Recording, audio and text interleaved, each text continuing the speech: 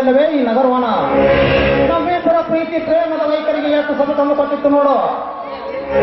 ಹೌದು ಪ್ರೇಕರ, ಅಲ್ಲಿ ನೋಡು, ಹಳೆಯ ಹಣೆಯಿಂದ ಆ ಹುಲ್ಲಿನ ಕಡ್ಡಿಯ ತುದಿ ಮೇಲೆ ಆ ಹಣೆ ಹೇಗೆ ನಿಂತಿದೆ, ಎಷ್ಟೊಂದು ಚೆನ್ನಾಗಿದೆ ಅಲ್ಲವೇ? ಹೌದು ಪ್ರೇಮ, ಹಸಿರು ಹುಲ್ಲಿನ ಮೇಲೆ ಬೀಳುವ ಮಳೆ ಹಣೆ ಮದುವೆಯಲ್ಲಿ ಗಂಡು ಹೆಣ್ಣಿನ ಮೇಲೆ ಎರಚುವ ಅಕ್ಷತಿ ಕಾಣಂತಿದೆ. ಅಲ್ಲದೆ ಆಕಾಶ ಎಂಬ ಚಪ್ಪರಕ್ಕೆ ಮಳೆಯ ಮುಚ್ಚಿನ ಸರವಾಗಿ ಸೋಮಿಸುತ್ತದೆ ಅಲ್ಲವೇ? ನಿಜ ಪ್ರಿಯಕರ, ಹಳೆ ಹಣದಿಂದ ಆ ಮೋಡನು ನೆಲವನ್ನು ಆವರಿಸಿಕೊಂಡಿದ್ದು ಅಥವಾ ನೆಲವು ಮೋಡನ್ನು ಆವರಿಸಿಕೊಂಡಿದ್ದು ಒಂದು ತೀಟ ಇಲ್ಲ ಈ ನನ್ನ ತಲೆಗೆ. ಅಷ್ಟೇ ಇಲ್ಲ, ಈ ಮಂಜಿನಿಂದ ಮೋಡ ಯಾವುದು ಮಳೆ ಯಾವುದು ಒಂದು ತೀಟ ಇಲ್ವಲ್ಲ. ಇಲ್ಲಿ ಸ್ವಲ್ಪ ಚಿತ್ತು ಕೊಟ್ಟು ಕೇಳು ಪ್ರೇಮ. ಕವಿ ತನ್ನ ಕಲ್ಪನೆಯಿಂದ ಮಳೆಯನ್ನು ಹೇಗೆ ವರ್ಣಿಸಿದ್ದಾನೆ. ಪ್ರಪಂಚವೇ ಒಂದು ಪೀಠ, ಆಕಾಶವೇ ಲಿಂಗದ ರೂಪ, ಪಂಚಭೂತಗಳ ಕೂಡಿದ ಮತ್ತು ತಾತಾಣಿಸುವ ಲಿಂಗನಕ್ಕೆ ಮಳೆಯ ಅಭಿಷೇಕ. ಮೊದಲು ನೀರು ಎನಿಸುವುದು, ಅಭಿಷೇಕವಾದ ಮೇಲೆ ತೀರ್ಥ ಎನಿಸುವುದು, ಮಳೆಯಿಂದ ಭೂಮಿ ಮೇಲೆ ಕೈ ಹೋಗಿ ಶುಭ್ರವಾಗುವಂತೆ ನರಕಂತಿರುವ ಭೂಲೋಕ ಸ್ವರ್ಗವಾಗುವೆಂದು ಕವಿ ಆಶಿಸುತ್ತಾನೆ. ಕವಿ ತನ್ನ ಕಲ್ಪನೆಯಂತೆ ಜಗತ್ತಿನ ಜನರನ್ನೇ ಮೈ ಮರೆಸುವಂತಿರುವುದಲ್ಲದೆ ಕವಿ ಎಂದಾಕ್ಷ ನೆನಪಿಗೆ ಬರ್ತಾ ಇದೆ ಪ್ರೇಮ. ವಿದ್ಯಾರತ್ನ ಬಿರುದ ಪಡೆದ ಸಿದ್ಧಯ್ಯ ಪುರಾಣಿಕ ಕವಿಗಳು ಮಳೆ ಬಗ್ಗೆ ತಮ್ಮ ಮನ ಮೆಚ್ಚುವಂತೆ ತಮ್ಮ ಕಲ್ಪನಾ ದೃಷ್ಟಿಯಲ್ಲಿ ಮಳೆ ಸಮಗವನ್ನು ಕವನ ರೂಪದಲ್ಲಿ ರಚಿಸಿದ್ದಾರೆ. ಏನಂತೆ, ಹೇಗೆ ರಚಿಸದಂತೆ ಅದನ್ನು ಸ್ವಲ್ಪ ತಿಳಿಸಿ ಹೇಳ್ತೀರಾ? ಮೋಡದಿಂದ ಜಡೆ ಬಿಚ್ಚಿ ಮೈ ದೊಳೆದು ಕುಳಿತಿದಳು ಬಯಲೆಂಬ ಬಾಮಿನಿ ಜಗದ ಮನೆಯ ಮೇಲೆ. ಇದನ್ನು ಅಚ್ಚ ಕನ್ನಡದಲ್ಲಿ ಸ್ವಚ್ಛ ಭಾಷಣವಾಗಿ ತಿಳಿಸಿ. ಮೋಡದಿಂದ ಭೂಮಿ ಮೇಲೆ ಬೀಳುವ ನೀರನ್ನು ಸ್ನಾನ ಮಾಡ್ತಾ ಇದ್ದವು. ಹಾಗೆ ಅವರ ತಲೆಗೂದಲಿನ ನೀರು ಹರಿಯಾಗಿ ಉದುರುವುದೇ ಮಳೆ ಎಂಬ ಕವಿ ಕಲ್ಪನೆ ಮಾಡಿ ಹೇಳಿದ್ದಾನೆ. ಅಪ್ಪ, ಎಷ್ಟೊಂದು ಬಿಡಿಸಿ ಚೆನ್ನಾಗಿ ಹೇಳಿದ್ದಾನೆ ಆ ವಿದ್ಯಾರತ್ನ ಕವಿ. ಅಷ್ಟೇ ಯಾಕೆ ಇನ್ನೂ ಕೇಳು ಪ್ರೇಮ. ಮಳೆ ಹಣೆ ಭೂಮಿಗೆ ಮದರದಂತೆ ಪ್ರತಿ ಒಂದು ಸಣ್ಣ ಕವನ ಜೇನ ತುಪ್ಪವನ್ನು ಹೀರುವ ಭೂಮಿಯಂತೆ ಚೆನ್ನಾಗಿ ವರ್ಣಿಸಿ ಹೇಳ್ತಾನೆ. ಅಪ್ಪ, ಇದನ್ನೆಲ್ಲ ಕೇಳಿ ನನ್ನ ಮನಸ್ಸು ಹರ್ಷಗೊಂಡಿತು. ಹಾಗಾದರೆ ಸುಂದರವಾದ ಕಣ್ಣುಗಳಲ್ಲಿ ಬೆಳೆಯುವಂತ ಹೂವಿನಿಂದ ನಿನ್ನ ಸೌಂದರ್ಯ ಎಂಬ ಕಮಲದ ಹೂವಿಗೆ ನಾನು ಗುಂಬೆಯಾಗಿ ಹೀರಲೆ. ಈ ಹೂ ತನ್ನ ಗುಂಬೆಯಾಗಿ ಹೀರಲು ಆತುರದಿಂದ ಕಾಯ್ತಿದ್ದೆ ನನ್ನ ರಾಜ. ಹೌದು, ನೇನನ್ನ ರಾಣಿಯೇ. ಹಾಗಾದರೆ ನನ್ನ ಮನ ತೃಪ್ತಿ ಆಗುವಂತೆ ಸಂಗೀತ ಸ್ವರದಿಂದ ಕಾಲು ಗೆಜ್ಜೆ ನುಡಿಸುತ್ತಾ ಕೋಗಿಲ ಕೂಗಿನಿಂದ ಕೂಗಿ ಹಾಗೆ ಆನಂದಿಸಬಾರದೆ ನಿನ್ನ ಹಾಡಿನಿಂದ. ಹೇಳಬೇಕು, ನಾನು ಹಾಡು ಕಲಿಯಬೇಕು. ಹಾಗೆ ನೀವೆಷ್ಟಂತೆ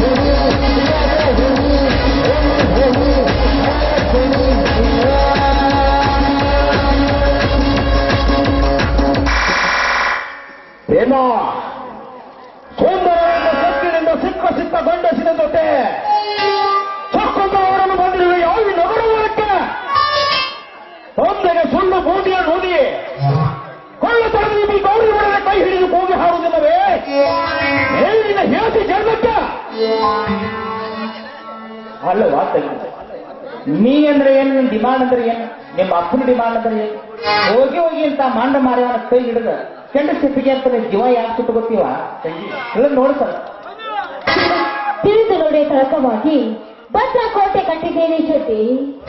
ಪ್ರೇಮಿಗಳು ಒಂದಾಗಿ ಬಾಳಲು ಏನೋ ಜನ್ಮ ಕೊಟ್ಟ ತಂದೆಗೆ ವೇದಿ ತರುವಂತೆ ಮಾತನಾಡುವೆ ಆ ಚಾಂಡಾಲಿನಿ. ಶ್ರೀಲವಂತರ ಸುರದಲ್ಲಿ ಸೃಷ್ಟಿಗೊಂಡ ಈ ಹೂವನ್ನು ಕೂಡ ನೌಕುವಂತವರೊಡನೆ ಮದುವೆ ಮಾಡಿಕೊಳ್ಳಬೇಕೆಂಬ ಈ ನಿಮ್ಮಪ್ಪನ ಆಸೆ ನಿಷ್ಫಲ ಮಾಡಿ ಈ ಬೀದಿ ಗೌರಿಯ ಕೈ ಹಿಡಿಯಲು ಓಡಿ ಬಂದಿರುವೆ ಆ ಕಡು ಪಾಪಿ ಹೆಣ್ಣು. ಅಪ್ಪ, ಮತ್ತೊಬ್ಬರಿಗೆ ಅಲ್ಲವಾಗಿ ಮಾತನಾಡಿ ಅವರ ಮನ ನೋಯಿಸಬೇಡಿಯಪ್ಪ. ಪ್ರೀತಿಗೆ ಅಪಾರವಾದ ಬೆಲೆ ಇದೆ. ಆದ್ರೆ ಇವರಿಗೆ ಈ ರೀತಿ ತುಚ್ಛಾಗಿ ಮಾತನಾಡಿ ಅವರ ಮನವನ್ನು ನೋಯಿಸಬೇಡಿ ಅಪ್ಪ. ದೊಡ್ಡ ಪದವಿರಾದ ಇವರಿಗೆ ಈ ರೀತಿ ಮಾತನಾಡೋದು ಸರಿ ಏನಪ್ಪ?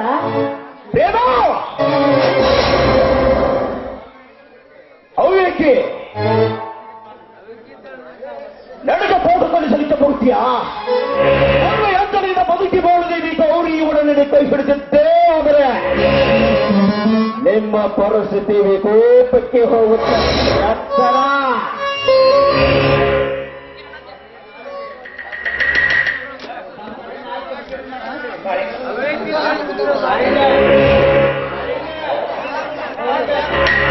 ಅವರ ನಾಲಿಗೆ ಸ್ವಲ್ಪ ಹಿಡಿದಲೆ ಇಟ್ಟುಕೊಂಡು ಮಾತನಾಡಿ, ಲೇ ಬಡವ, ಗೋರಿಸಿ ಮಂಥನೆಂದು ನಾಮಾಂಕಿತಗೊಂಡ ಈ ತಪ್ಪನೆ ಹುಡುಗಿನಿಂದ ಮಾತನಾಡುವೆಯಾ? ಲೇ ಕಾಳಿಗ, ಎಲ್ಲ ದಿವಸ ಮೌನಿಯಾಗುವ ಕಾಲ ಸಮೀಪ ಬಂದಿತ್ತು. ಇದೇನು ಸಾವುಕಾರ ಈ ನಿಮ್ಮ ಮಾತು? ಸಾವುಕಾರರ ಸಾಲ ಪಟ್ಟಿದ್ದಾರೆಂಬ ಬೆದರಿಕೆಗೆ ಹೆದರು ಹೋಗ್ಬೇಕು, ಅಥವಾ ಸಾವುಕಾರನೆಂಬ ಸಕ್ಕಿನಿಂದ ಈ ಕಬ್ಬಿನಿಂದ ಪಾಪದ ಪಿಂಡ ಹೆದರು ಹೋಗ್ಬೇಕು? ಲೇ ಕಾಳಿಗ, ನಿಮ್ಮಪ್ಪನಂತ ಬಡಪ್ಪ ಈಗಳಿಗೆ ಅನ್ನ ಹೊತ್ತಿ ಪುಂಡಗೋಪ ನಡೆಸಿಕೊಂಡು ಹೋಗಕ್ಕೆ ಕೋಪದ ಪಿಂಡೋಳಿದ್ದು ಎಚ್ಚರಿಸುವೆಯಾ? ಸೊಪ್ಪು 7 ಹಳ್ಳಿಗಳೇ ನನ್ನ ಕೈಯಲ್ಲಿ ಸಿಕ್ಕು ಬೀದನೆ ಒದ್ದಾಡುತ್ತಿರುವಾಗ ಒಕ್ಕಚ್ಚಿತ ನೀನೊಂದು ಜಿಂಕೆ ಅಂಕ ಕಟ್ಟಿ ಮಾತನಾಡಿದರೆ ಹಾಗೆ ಬಿಡುವುದನ್ನು ತಿಳಿದುಕೊಂಡುವೆಯಾ? ಏನು ಮಾಡುವರಿ? ಏನು ಮಾಡುವೆನ?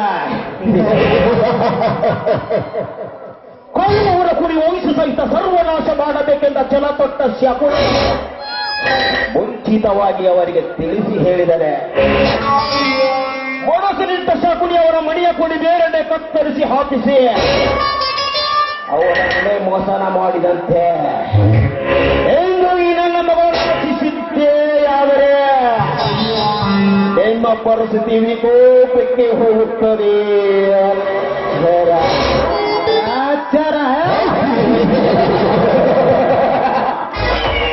ಸಾವುಕಾರ ಸಿದ್ದಪ್ಪ, ನಿನ್ನಂತ ಬಾಯಿ ಪಾಠದ ಸಾವುಕಾರನಿಗೆ ಹೇಗೆ ಪಾಠ ಕಲಿಸಬೇಕೆಂದು ನನಗೆ ಚೆನ್ನಾಗಿ ಗೊತ್ತಿದೆ.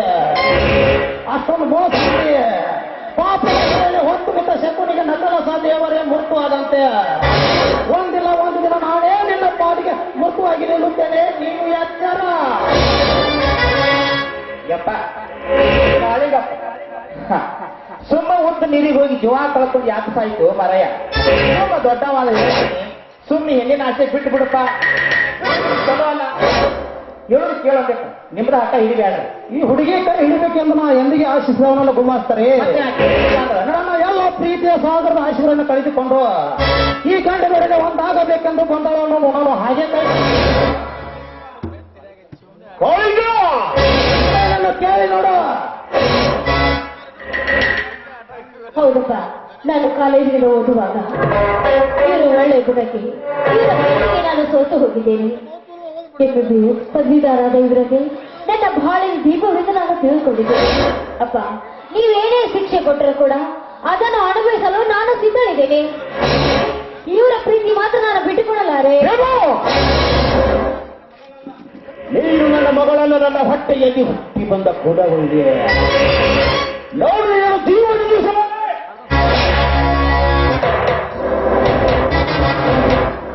ಸ್ವಲ್ಪ ನಾ ಹೇಳೋದು ಕೇಳಿ ಅಂದ್ಬಿಟ್ಟೆ. ಸಿಟ್ಟಿನ ಕೈ ಬುದ್ಧಿ ಕಟ್ಕೊಂಡು ದೊಡ್ಡವ್ರ ಅದು ಹೇಳ್ತೀನಿ ಸ್ವಲ್ಪ ಕೇಳಿ.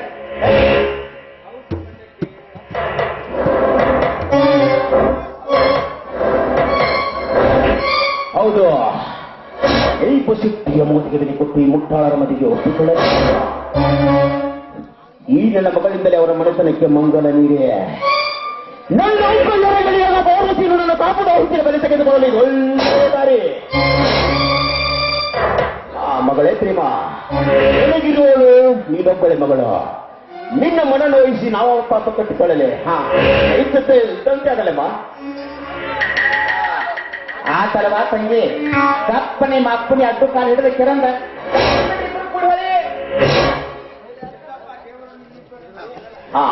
ಕಾಳಿಗ, ದೇವರು ನಿಮ್ಮಿಬ್ಬರನ್ನು ಚೆನ್ನಾಗಿಟ್ಟಿರಲಿ. ಏನು ಕೊಡ್ತಕ್ಕಂಥ ವರೋಪಚಾರ ನಮ್ಮ ಮನೆ ದೇವರ ಮೇಲೆ ಕೊಟ್ಟು ನಿಮಗೇನು ತಿಳಿಸಿ ಹೇಳಬೇಕು ಅಲ್ಲಿ ಹೇಳುತ್ತೇನೆ. ಆ ಬಡ್ಡಿ ಹೋಗೋಣ. ಕಾಳಿಗಪ್ಪ, ನಿಮ್ಮ ಮಾವ ಹೇಳ್ದಂಗ ನೀ ಕೇಳ್ಕೊತ ಹಾಡ್ಯಾರ ನಿನಗೆ ದೊಡ್ಡ ಆಸ್ಪತ್ರೆ ಕಟ್ಟಿಕೊಡ್ತಾನಪ್ಪ ನಿಮ್ಮ ಮಾವ. ಅವಾಗ ನಿನ್ನ ಮುಂದೆ ಯಾರು ಮಾರಾಯ? ಈ ಮದುವೆ ವಿಷಯ ನಮ್ಮ ಅಣ್ಣನಿಗೆ ಸ್ವಲ್ಪ ತಿಳಿಸಿ ಹೇಳ್ಬೇಕಾಗಿತ್ತಲ್ಲ. ಏನಂದಿ? ಚೇಚೆ ಬಾಯಿ ನೋಡು, ನೀ ದೊಡ್ಡ ಶ್ರೀಮಂತರ ಮಗ ಹಳೆ ಆಗ್ತಿ ಅಂದ್ರಿ ಹುಡುಗಿ ನಿನ್ನ ಮದುವೆ ಆಗ್ತಕ್ಕಂದ್ರಿ ನಿನ್ನ ಮುಂದೆ ಯಾರು ಮಾರಾಯ? ಛೇ ಬಾಯಿ ಅಣ್ಣನ ಆದನೆ ಅಂಟ ತಮ್ಮ ಹೇಳಿದಾಗ ಕೇಳತ್ತ ನಡ್ರಿ, ಇಂಥ ಶ್ರೀಮಾವನನ್ನು ಹಿಂದಿರುವಾಗ ತೊಂದ್ರೆಯ ಮಾತೇಕೆ? ಸುಮ್ಮನೆ ನಾ ಹೇಳೋದು ಕೇಳ್ಕೊಂಡು ನಡಿ. ಚಲೋ ಆಕತಿ. ಬರ್ರಿ, ಏನ್ ನೋಡಕತ್ತೀರಿ?